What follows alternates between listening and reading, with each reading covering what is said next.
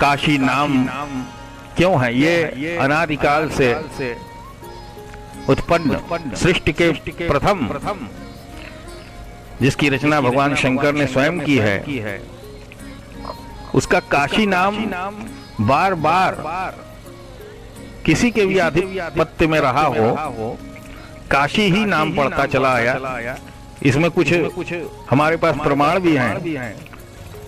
जैसे काशी नाम क्यों है? पहला कि चमकने वाली चीज को काशी कहते हैं। पुराणों के आधार से काशी सुवर्ण की है, इससे चमकती है, अतः इसका नाम काशी है। पुराणों के अनुसार कलयुगी प्राणियों को काशी सुवर्ण की न दिखेगी।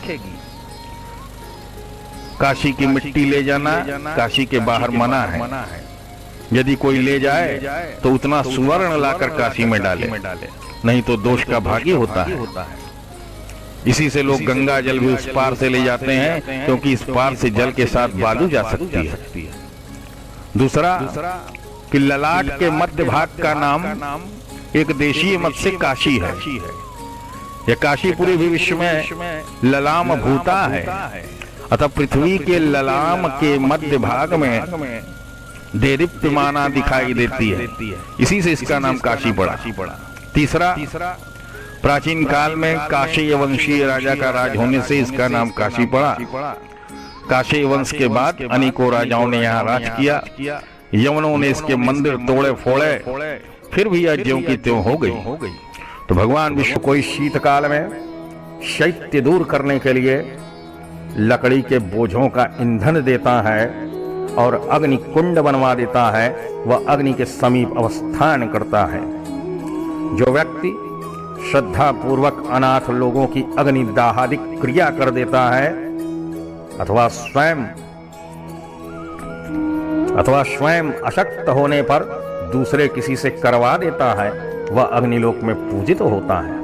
अनाथ का चितादाह करने पर अग्निलोक की प्राप्ति होती है। जो कोई जठराग्नि की वृद्धि के लिए, पेट के अग्नि की वृद्धि के लिए मंदाग्नि जन को अग्निवर्धक औषध देता है, वह बहुत काल पर्यंत अग्निलोक में निवास करता है।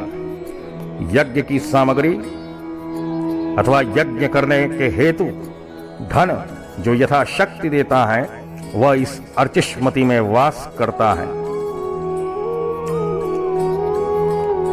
एक अग्नि ही द्विजातियों के परम पददाता है। वही द्विजों के गुरु, देवता, व्रत और तीर्थ सब कुछ है, यह निश्चय है।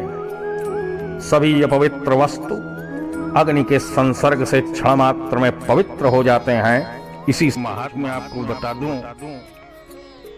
जिसमें ऐसा लिखा है कि मरणम मंगलम यत्र विभूतिश्च विभूषणम कौपीनम यत्र कौशेयम सा काशी के नमीयते। काशी नगरी भगवान विश्वनाथ के त्रिशूल पर है, अतः इसका पूरा इतिहास एवं धर्म यात्राओं का विधान काशी खंड नामक पुस्तक से ही प्राप्त हो सकता है। क्योंकि काशी में 33 कोटि देवों का आवास है। सभी तीर्थों का, सभी पर्वतों का भी मूर्ति रूप में आवास है। जितने देवता भारत में हैं, जितने तीर्थ, नदी, नद, जितने धाम भारत में हैं, वे सब मूर्ति रूप में यहाँ हैं। यहाँ तक कि सभी ऋषि आचार्य हैं, उनके सामने ये प्रमाणिक ग्रंथ प्रकाशित होता है। ऐसे कुछ महात्मा है। काशी, ये 2 अक्षर महामंत्र है। जो मनुष्य इस काशी के नाम को तीनों काल में शुद्ध चित्त से स्मरण करते हैं, वह मनुष्य जीते सुख, अंत में मोक्ष भी पा जाते हैं।